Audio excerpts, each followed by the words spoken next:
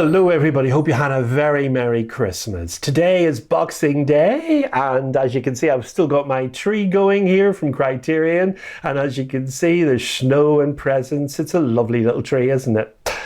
Welcome to my special 2021 retrospective where I look back over the releases in the US and UK throughout the whole of 2021, and it has certainly been a very interesting year. Can I just say I've really enjoyed presenting Let's Talk Criterion and watched very slowly each month as my subscribers slowly climbed, and all the kind comments you have given me on the videos that I've presented to you. So the highlights for me for the year were the Wong Kar-wai box set, of course, 7 films, all sourced from 4K restorations, supervised by the director and his cinematographer. The Human Condition, a fantastic trilogy of Japanese movies. Mirror by Andrzej Tarkowski, arriving in an excellent digipack presentation. The UK finally getting their release of Grand Budapest Hotel, Blowout and the fantastic Mr. Fox. Now, some interesting statistics for you here. In 2021, 47 new spine numbers have been released in the US, 5 box set editions, and 8 reissues of titles formerly available only on DVD in the collection all came to Blu-ray, plus the arrival of 4K, of course, with 5 titles all issuing in November and December. 2 were previously available titles and 3 brand new titles coming into the collection. Now in the UK, the figures have shown a growing trend throughout the year. 18 new title releases, 16 previous US titles coming out in the UK, and just 1 box set for us. But I've certainly noticed the UK releases of new spine numbers coming closer to that of the US now, sometimes with only a month of difference. And in some cases, like Company and Beast of No Nation, and other titles released in Q2 and Q3 of the year. So there's the numbers. Now let's begin our look back through the year, starting with January. We had Minding the Gap, the Hulu documentary by the young filmmaker Bing Liu. It narrowly missed out on an Oscar for Best Documentary Feature. The Rolling Thunder Review, a documentary by Martin Scorsese on the Bob Dylan Rolling Thunder Tour of 1975, and in the UK we had The Tin Drum coming out from Volker Schlondorf. And also in the US, the films of Louis Buñuel became a box set of 3 films taking his surrealistic look at the world, that obscure object of desire, Phantom of Liberty, and the discreet charm of the bourgeoisie. These had all been previously available titles as single releases, but they all came together in a box set. And we had Elio Petri's Investigation of a Citizen Above Suspicion, releasing in the UK that month. But what's my choice for January? So we're going to start with the new releases, and we begin with Minding the Gap by a very competent young director called Bing Liu. Now this is a documentary feature. He grew up with 2 close friends called Keir and Zach in Rockford, Illinois, and he returns home in this to film how his friends have progressed. It's a very human account, and it clearly shows how they've sort of stopped in their progress, where he has clearly moved on with his creative outlets. It's deftly filmed and intercut with old footage from when they were all teenagers and they enjoyed their skateboarding. But it is not a movie about skateboarding. It's much more than that. Very competent young filmmaker, as I say. His work is contemporary and exciting to watch. And that's spine number 1061. Definitely worth a watch. That's Minding the Gap. Now to February. And the year really kicked off for me with 2 films by Pakistani director Ramin Bahrani. Man Push Cart and Chop Shop, each looking at a life of an immigrant in New York. Now, Man Push Cart looks at a young man who has a food and drink stall. He literally has to push this stall into place every day, and his trials and tribulations. And the other was about a young boy called Alejandro who assists at a car body shop and his discoveries along the way, who to trust and who not to trust. The Ascent, directed by the wife of Russian director Elem Klimov. That's Larissa Sheptiko. A powerful film. Usman Semben's morality tale, Mandabi, the Money Order, released, and that teaches us that money does not bring happiness and contentment. Tuki Buki, the individual release from the Titles in the World Cinema collection. If you don't like seeing animals dying, I advise you definitely don't watch this film. In the UK, we had Charade with Cary Grant and Audrey Hepburn. And finally, the Grand Budapest Hotel made its addition from the Wes Anderson catalogue into the UK Criterion collection. The Parallax View is the middle one of the trio of paranoia films created by director Alan J. Pakula. This is basically a story of subterfuge and intrigue, a political thriller basically. Diplomats killed off atop of Seattle's Space Needle, and Lee Carter, played by Paula Prentice, is a witness to this. Warren Beatty plays an investigative journalist called Joseph Frady, and he follows the story, but he gets far more than he bargained for. Smooth Talk deals with a young Laura Dern who's coming of age in a film with a great supporting performance from Treat Williams, a sort of James Dean type character. Joyce Chopra injects humour into the suburbia of young romance and defiance. Now, my choice for February is Man Push Cart. This is an amazing film. It shows an individual struggle against the odds to succeed. He's working hard, selling bagels and coffee during the day, and he's purchasing his cart that he uses, which is his livelihood, and he has to push this cart hours every night through the New York streets. He does decorating jobs on the side for his friend, and he's trying to foster a relationship with a woman. Now, there's one scene which is heartbreaking. There's no spoilers here, of course, and this is a talented filmmaker with a verite, almost documentary feel to his filmmaking. I was so impressed with this film, and he's since been nominated for an Academy Award for his last feature, The White Tiger. His other feature, Chop Shop, also impressed me greatly, but it was just pipped to the post by the sheer humanity in Man Push Cart. Just beat it to the finish line. That will be my February favourite. Man Push Cart is Spine 1066. March brought us the US release of the Wong Kar-wai box set. Now, overall, that set's excellent. My favourite, of course, is In the Mood for Love. No surprise there, of course. Celine and Julie Go Boating is a French film with overt surrealistic tones, humour and overall oddness, indeed, permeating this hybrid tale of friends and their acquaintances. That's certainly an interesting watch. Defending Your Life is an Albert Brooks comedy which is delightful, and though thought-provoking, he plays a man who dies and has to prove his decisions were good ones, to a sort of assessment panel taking place with Rip Torn as his defender and Lee Grant as his prosecutor. And all along the way, of course, he meets Meryl Streep, who has definitely led a perfect life and is sure to move on. And this relationship makes him want to better himself and move on with her. Simple, but a charming story with a clever look at the afterlife as well. And I also have to admit to being a bit of a fan of Albert Brooks as an actor too. Another director that I profess to being a fan of is Mike Leigh, and it will come as no surprise that I have chosen Secrets and Lies as my favourite release in March. Now, Secrets and Lies is one of his best works in my opinion. Cynthia is played by Brenda Blethyn. Now, she's a working class white woman with a dysfunctional family. Claire Rushbrook co-stars as Cynthia's other daughter, Roxanne, while Timothy Spall and Phyllis Logan portray Cynthia's brother and sister-in-law respectively, who both secrets of their own affecting their everyday family life. Brenda Blethyn is one of the UK's great working actresses. Of course, you all know her from the character Vera on ITV. She shines in this film as a mother who receives a phone call from her daughter, who she gave up for adoption, and an unexpected pregnancy that she had, which was shunned by her family. The reuniting and introduction to her current family causes major ripples to occur because her daughter was born from an interracial union all those years ago. And a superb debut performance from Marianne Jean-Baptiste as Hortense, her adopted daughter. Critically acclaimed, the film won the 1996 Cannes Film Festival's Palme d'Or, as well as the Best Actress Award for Brenda Blethyn.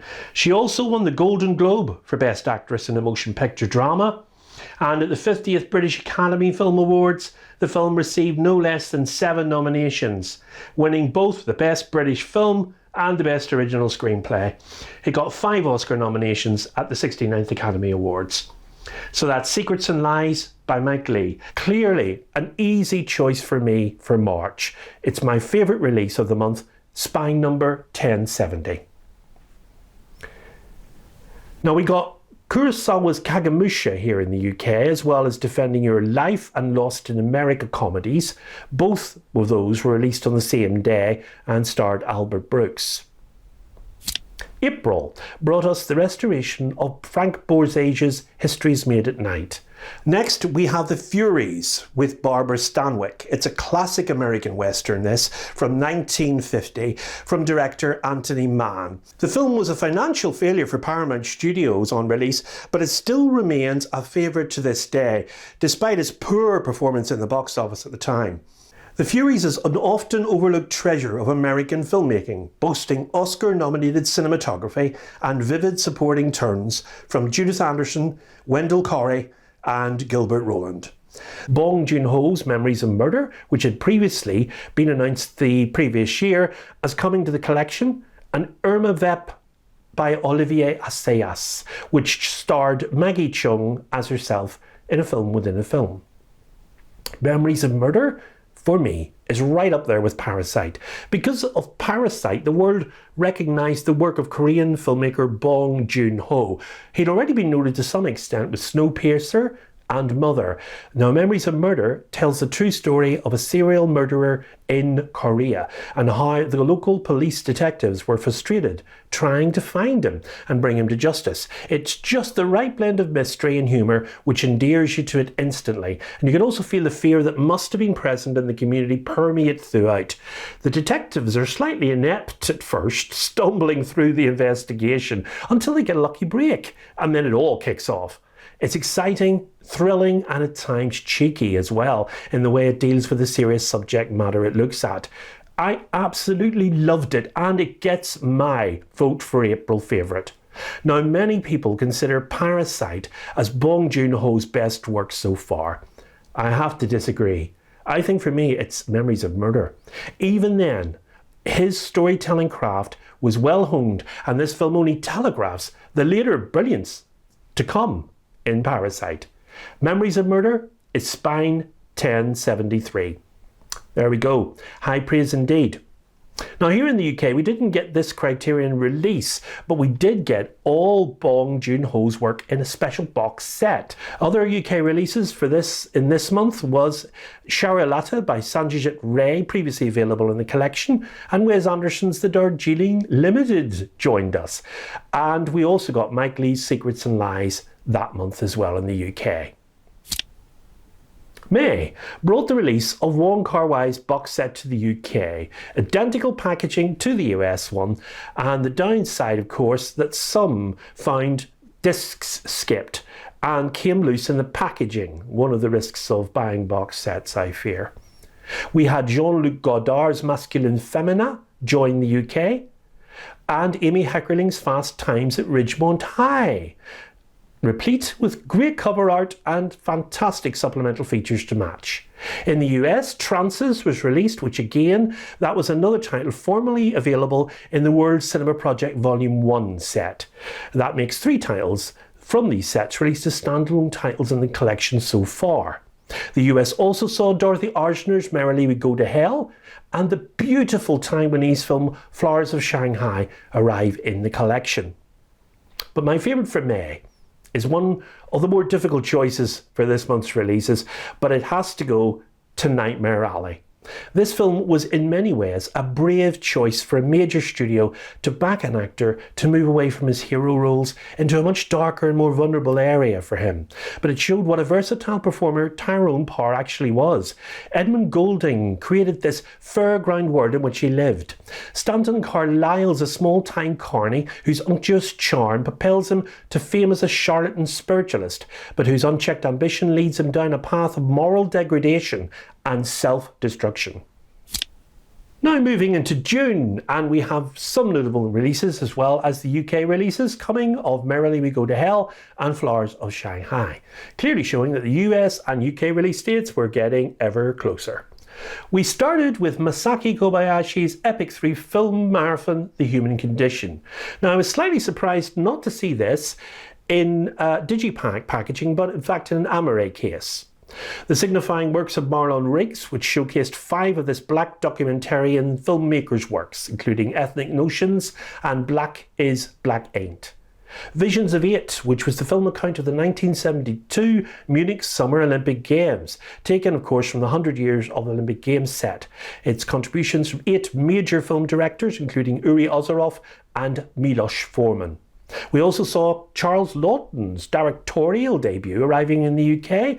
That was of course Night of the Hunter with Robert Mitchum in a chilling lead role. I chose as my favourite for June, Streetwise Tiny, The Life of Erin Blackwell. Now this consisted of 2 documentary films recounting the adolescent Erin, who living on the streets of Seattle had lots and lots of acquaintances. And then we see her again 20 years later with her 10-strong family, I'm not exaggerating, still struggling with her errant son, who in an amazing sequence she has arrested and taken away by the police as she'd gotten completely to the end of her tether. Her younger self was a very strong-willed teenager who had a fleeting relationship with another teen called Rat, who left her literally jumping a train leaving town. Now what was very telling there was the catch-up with him some years later, which was added on the disc as an additional feature, and how he didn't want to reunite with Erin because he'd found a new life, not too far away geographically incidentally. Now he'd moved on, a touching example of how relationships in adolescence are sometimes all too transient. Erin clearly transcended her destructive relationship with her abusive mother to become a loving mother herself. I love this title, and it touched me on such a human level, all the more poignant I think because of lockdown and what strain it must have put on families in the past year and a half. Now I even found a Facebook group which I've joined which links the gang in the young Erin documentary feature together in their older years, and believe me, the film clearly has a massive fan base in Seattle and the US especially. It was directed by Martin Bell. Now, Pariah was an LBQT film made by Dee Reese, and an interesting watch, bringing the work of a black African-American film director to the collection. Then we had the 1953 Pickup on South Street, getting a US-only Blu-ray release, with the excellent Richard Widmark and Jean Peters starring. July arrived with Deep Cover from director-actor Bill Duke, with Jeff Goldblum and Lawrence Fishburne. Bringing Up Baby was a madcap comedy with Cary Grant and of course Katharine Hepburn, and this certainly proved popular in the July Barnes & Noble sales, along with another Tarkovsky addition to the collection, his 1975 film Mirror, and Le Piscine, translated as a swimming pool, the sizzling performance there from Jane Birkin with Alain Delon and Romy Schneider, starring in the Jacques Deray film. Working Girls looked at working prostitutes in a semi-humorous 80s feature, new to the US collection, that was directed by Lizzie Borden. My favourite, not unsurprisingly, is Mirror. This is a beautifully presented film, and it's now in the frequently used digipack format. It has an informative book full of essays and a generous helping of additional features, and the presentation itself is a 2K restoration with the film on one Blu-ray and all the features on the second. Now it came to the US early July and to the UK collection at the end of that month. Now, although shorter than other Tarkovsky offerings, Mirror is a richly textured collage of varying film stocks and newsreel footage, where the recollections of a dying poet flash before our eyes, his dreams mingling with scenes of childhood, wartime and marriage, all imbued with the mystical power of a trance.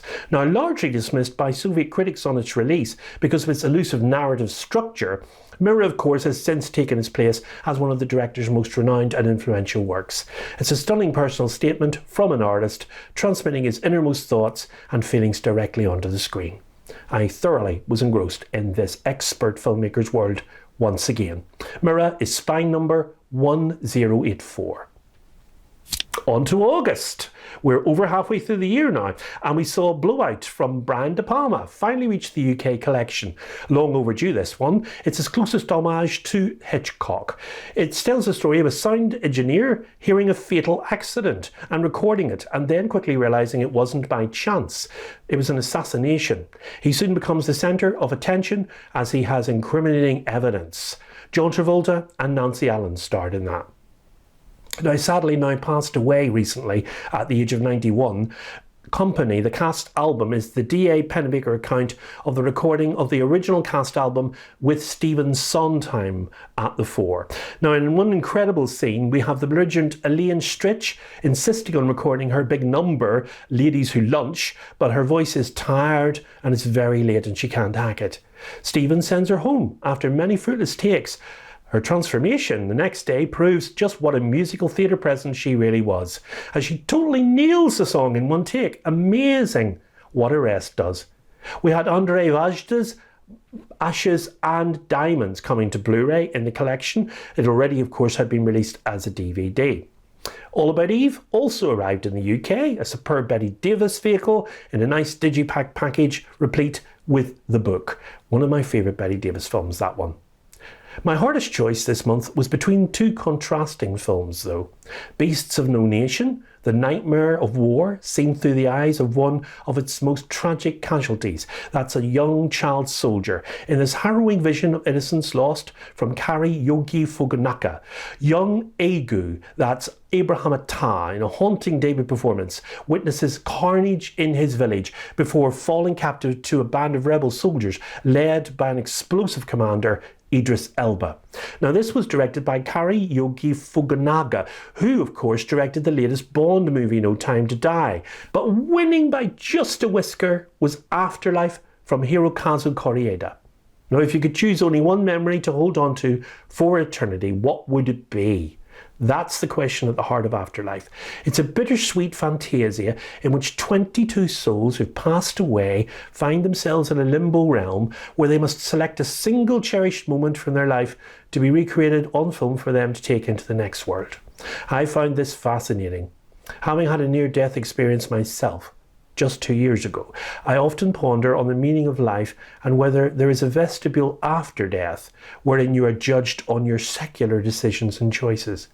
Now, I love this film and how the assessors themselves were in fact still doubting themselves, and as you will see if you watch the film. Now, I enjoyed this film so much that I have acquired other Koreeda films such as Marabusha and After the Storm. And of course he directed the excellent 2018 Shoplifters. Afterlife is Spine 1089. Moving into September, and we saw David Lynch's Twin Peaks Fire Walk with Me arrive in the UK collection, and in the US, Neil Jordan's Mona Lisa with Bob Hoskins and Kathy Tyson. Gina Price Blythewood's Love and Basketball with Omar Epps and Shayna Lathan was new to the collection in the US, and Luchino Visconti's The Damned arrived along with the excellent Asian cinema feature Throwdown from Johnny 2, with fantastic cover art to boot. But for me, it had to be the essential films of Melvin Van Peebles. Now, he sadly passed away a few months back. This showcases 4 of his films, including Sweetback's Badass Song, his musical offering Don't Play Us Cheap from 1972, The Amazing Watermelon Man, and Story of a 3-Day Pass. Now, what is so impressive on this is the raft of supplemental features, including one by his own son, Mario Van Peebles, called Badass, a 2003 fictional feature film based on the director Melvin Van Peebles' diaries from the making of Sweetback's Badass Song. Now, it was definitely the features that pushed me to choosing this set as my favourite Criterion release in September, and it's certainly a great legacy to a pioneering director who sadly has left us. October saw The Damned and Love and Basketball getting their UK releases following the now established pattern of UK releases coming out just over a month after the US. I'm still unsure why there is a delay there at all. Now, this month did cause me quite a quandary because there were so many varied releases to choose from, so just choosing one was virtually impossible. So I've decided to tie my 2 favourites for that month. Now, let me list the other releases and you'll see why I've done that. Well, we had Onibaba, Kaneto Shindo's horror fantasy, Sanjit Ray's Divi, Federico Fellini's La Dolce Vita getting its UK release, and High Sierra with Humphrey Bogart and Ida Lupino. Now, you can see my problem here. They're all excellent. But I decided to pick Ratcatcher, capturing the squalor in Glasgow in the 70s during the Binmen strike. There's a stunning central performance in this film from William Eadie as the young lad James, who's just dealing with day-to-day living and his first innocent romantic encounter. This British film shows a powerful director at work with a verite style. It's Spine 162. And tying for my favourite position of the month with Ratcatcher is The Incredible Shrinking Man. Directed by Jack Arnold, it showed just what was possible in visual effects. This film tells the story of a man who's enveloped by a fog and shrinks to a small size and is forced to fight for his life with his own cellar. Now, in his new world, with its hidden traps and monsters. I was enthralled by this film, and it's a beautiful poetic ending as well. Clearly a forerunner to the sci-fi we would expect in later years. It's Spine 1100. Now we get nearer to the end of the year with November, and I see this as 4K month. We have the US 4K Criterion release of David Lynch's Mulholland Drive, as well as Menace to Society, Uncut Gems, and of course, the biggest title, Citizen Kane.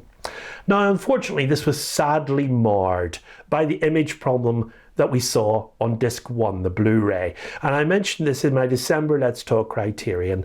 Now, I have now received my copy. In the UK, we had the arrival of The Fantastic Mr. Fox, another Wes Anderson title, The Thin Red Line by Terrence Malick, and DV from Sanjit Ray. Now, if that wasn't enough in the US, we had the 5-film box set Once Upon a Time in China, consisting of 5 films and stuffed with additional features and a nice booklet. In the US, there was a standalone release on Blu-ray of La Strada. That's by Federico Fellini, completing the month's releases.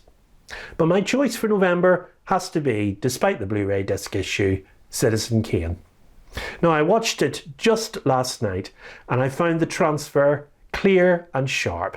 The film is certainly looking the best I've ever seen it. I've also produced a video comparing the Warner Brothers UK box set to the Criterion one, and the link for that is just above my finger now.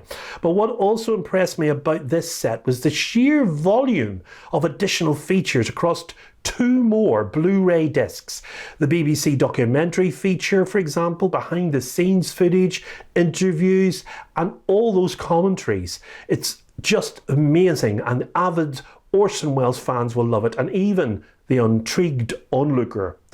The release is superb, and as I've said, I like the packaging as well and the cover art design. Now, it may be minimalist, but who knows. Citizen Kane 4K is Spine 1104.